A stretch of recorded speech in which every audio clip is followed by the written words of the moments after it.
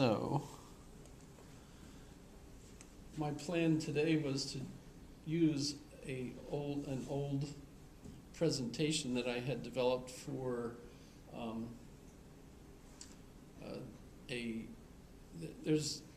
they still have classes, and a lot of them are on the UAA campus, although they don't have to be, they could be all over.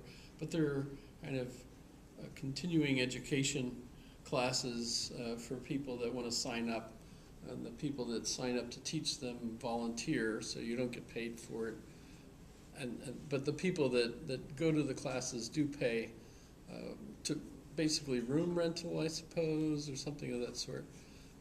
But so we had been asked if the philosophy department could do a course on comparative religions.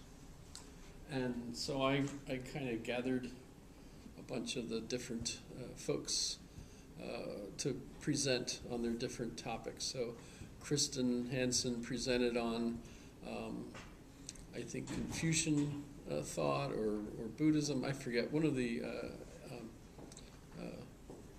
Middle East or Asian religions, and Dr. Morikay did atheism. We had Dr. Gay come, and he gave a presentation. Richard Gay, he was fantastic.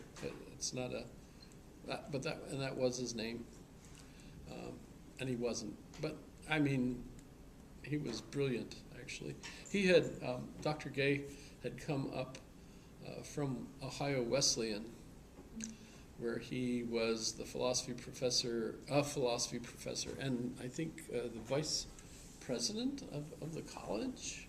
But he was invited to come up here as one of the founders of Alaska Methodist University, because he was Methodist minister, and so he accepted that position, even though it meant giving up his tenure and everything. So he came up here as one of the founders of course, what is now Alaska Pacific University.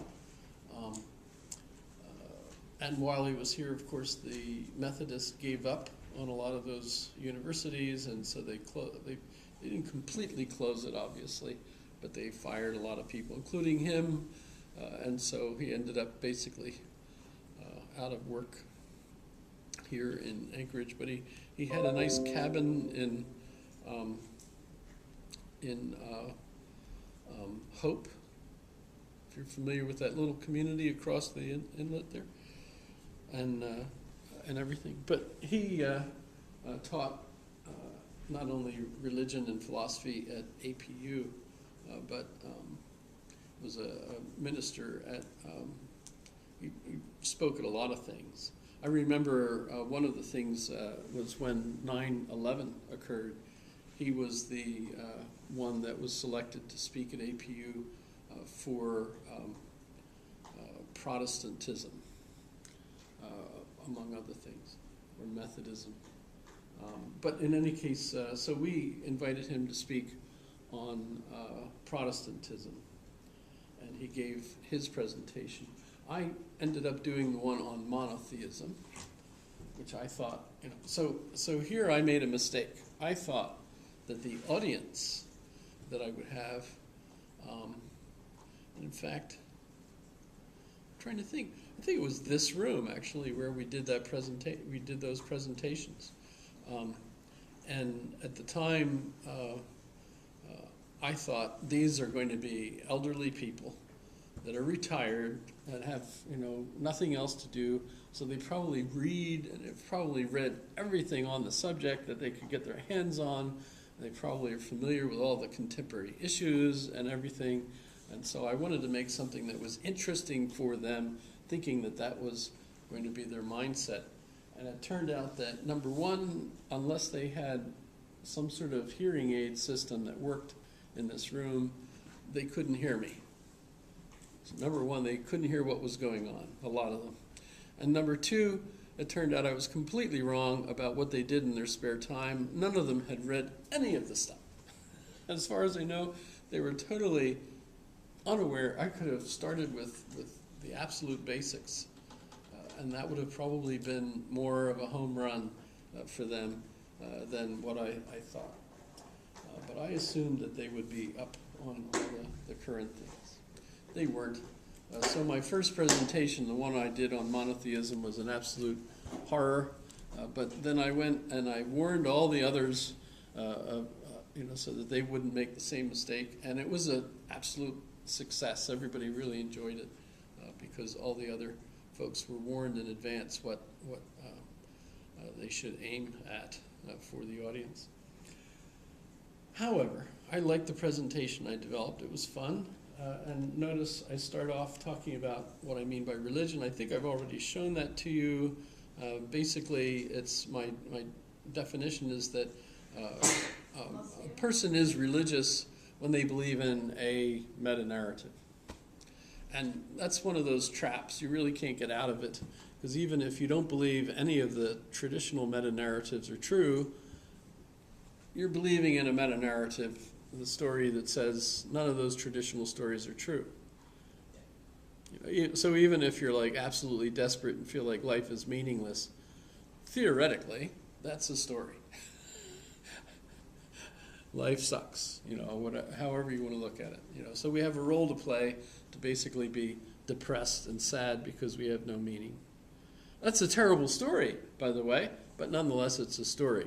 And it's not just me that argues that that's a story regardless of your feeling like there are no stories. Frederick Jameson, for example, in his introduction to Jean-François Lyotard's book, The Postmodern Dilemma, says exactly that same thing, so I'm not thinking it up myself. Although I think it naturally comes to you if you're used to recursive thought. But I do have quite a lot of resources here. I love talking about the topic of what religion is, etc. So I've got all these resources here that you can look at if you're interested. So I argue that religion is belief in a meta-narrative. So then I say it has to answer three major questions, and these really come from Peter Berger, who's a sociologist of religion, has written lots of things, died just a little recently, even though he was in his late 90s, I think. But he was absolutely impressive. But the three questions that he says that religion has to answer is, who am I? What is my place in the universe? Does this help? I didn't have the microphone. No? That might make it just worse. But in any case, who am I? In other words, I have to understand what the heck I think of as myself. What is my place in the universe? And how do I maintain that place? So basically, I'm looking for a story that gives me my role. How should I act? What am I supposed to be doing here? Should I be loving people? Should I be shooting people? Whatever. What's the story? What tells me how to be here? And so, out of all the different religions that, of course, that particular set of presentations we're going to deal with, monotheism itself can be interpreted, of course, in many ways. And the meaning of the word comes from the context and is decided by those who are trained to interpret the meanings in a particular context. I'm thinking theologians, of course. And a monotheistic meta-narrative would answer the three major questions by describing a grand unified theory of the universe. So obviously I'm including physics in this. That's the GUT of the quest that physicists have, right? How do we have a grand unified theory? Although, of course, I'm expanding it to sociological considerations as well, right? With the answer to why everything is the way it is. We can think of this in terms of Plato, his conjectures in the Timaeus, which we cover, of course, in the ancient and medieval course. But the Timaeus basically projects a Egyptian view that God must be outside of the cosmos, because God is absolutely the creator of the cosmos, so it can't be a created being itself. It has to be the creator and not created. And that becomes a Western theological tradition. So God has to be outside of the universe. So it's right away that puts it in contrast with people like Richard Dawkins, who would argue that no God could be all-powerful, etc., because basically it's limited by its characteristics as a finite being in the cosmos, which basically means he's ignoring what theologians are concerned with. So he's picking like a animal that has evolved powers or something in the universe, and in that sense is a god compared to its neighbors or something. But that's not what the theologians are concerned with. So notice this is basically the point Brian Greene has in his explanation of why the universe is fine-tuned for life. So if you take that link, I think it goes to his TED Talk. It does. The rocket equipment. So that's a source you could go look at if you're interested. But Brian Greene basically argues that contemporary physicists, in looking at the mathematics involved in their theories, mostly string theory, of how the universe works, and it's a multiverse. There's lots of different universes that are all kind of folded into one another in a bigger universe than we can perceive because of the math. So you've got these other universes that basically interact with our universe. So they must be out there. And what makes them different is the various amounts of energy and so on that each of them have, and that basically means that none of those other universes could be anything like this universe. So only this universe is a universe that can have suns with planets, and then planets like the Earth that has an atmosphere, that has life. So basically, our universe, out of all the other hypothetical universes in the multiverse, is the only one that can sustain life and enables us to be thinking beings, etc. And so, in a sense, the entire universe is anthropomorphically centered from our point of view, but I mean, we're it, basically, as far as we know. If there are other forms of life that are intelligent as well, that's a whole nother discussion, but they basically would be assumed to have commonalities with us, etc., because of the way we look at life, etc. And so in that sense, the universe is in love with us, basically. That's an odd way to say it, right? But if you think of it, we're a very valuable asset to the universe because we're like the only, for one thing, we're self-reflective, and being part of the universe, that means that the universe is self-aware. Because we're self-aware, we're part of the universe, so the universe itself is self-aware, thanks to us. So that's kind of amazing. So then I mentioned Jean-Francois Lyotard, who killed himself smoking, smoked himself to death, kind of a French, passion. Smoke yourself to death, especially if you're a philosopher or sociologist. But Lyotard argues that the postmodern crisis results from people no longer believing in meta-narratives, right? So we got so smart thanks to Hegel and others. Hegel had a meta-narrative that was very believable. It's mine, by the way. But when you get past Kierkegaard and Nietzsche, basically argues that none of the traditional meta-narratives are believable, that no meta-narrative is essentially believable.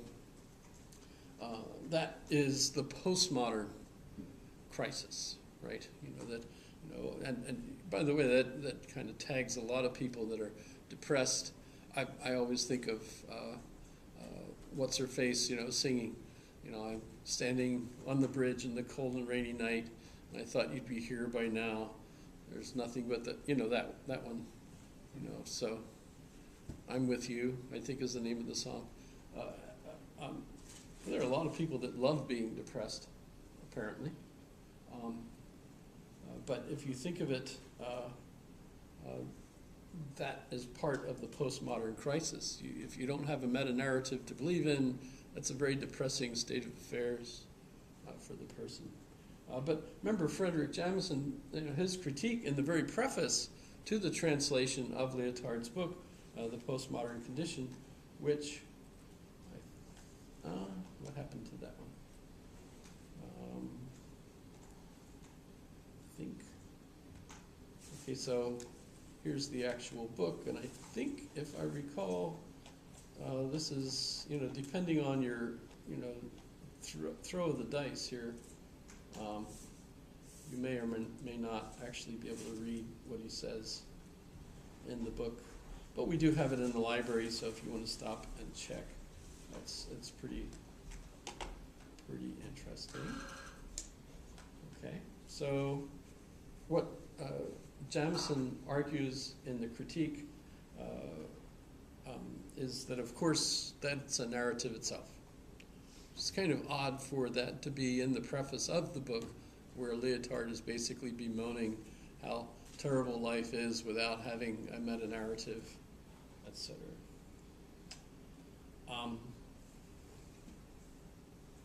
A lot of people, by the way,